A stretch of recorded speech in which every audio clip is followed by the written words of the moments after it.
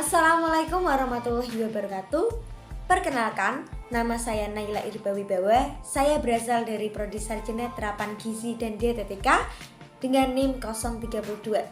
Pada video kali ini, saya akan menjelaskan materi mengenai kewajiban menuntut dan mengamalkan ilmu pengetahuan dan teknologi. Apa itu iptek?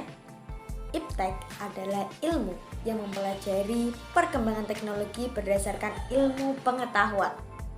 Seiring berjalannya perkembangan global, ilmu pengetahuan dan teknologi berjalan beriringan membentuk kemajuan. Kita sudah pasti merasakan dan juga mengikuti perkembangan iptek ini di Indonesia. Tetapi kita sebagai seorang muslim juga harus bisa memanfaatkan ilmu pengetahuan dan teknologi ini ke dalam hal yang positif. Sebelum saya terangkan lebih lanjut, kita lihat cuplikan video terlebih dahulu.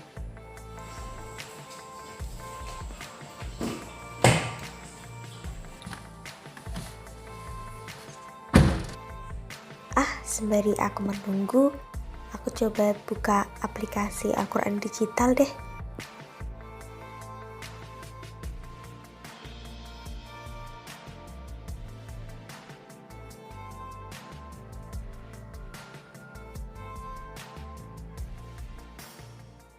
A'udzu billahi minasyaitonir rajim.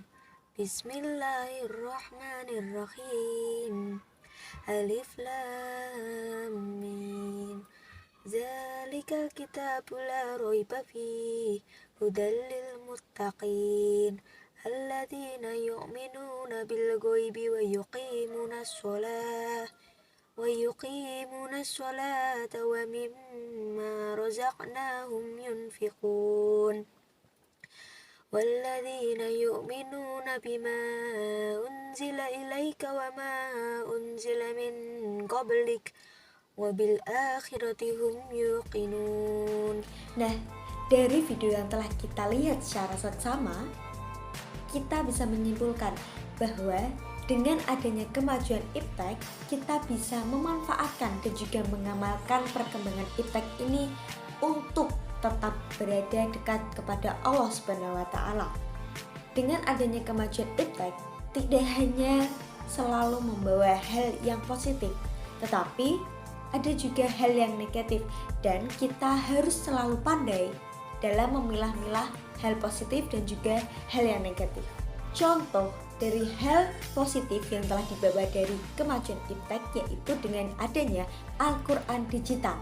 Dengan adanya Al-Quran digital akan memudahkan seorang muslim untuk membaca Al-Quran di mana saja dan juga kapan saja hanya menggunakan ponsel dan juga jaringan data yang telah didapatkan saat ini.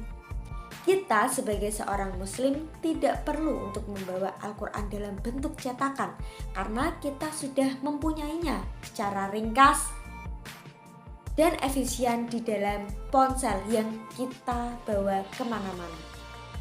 Dan dengan adanya kemajuan iptek ini yang menciptakan Al-Quran digital, hidup kita sebagai seorang muslim untuk dekat kepada Allah menjadi lebih ringkas, efisien, dan mudah.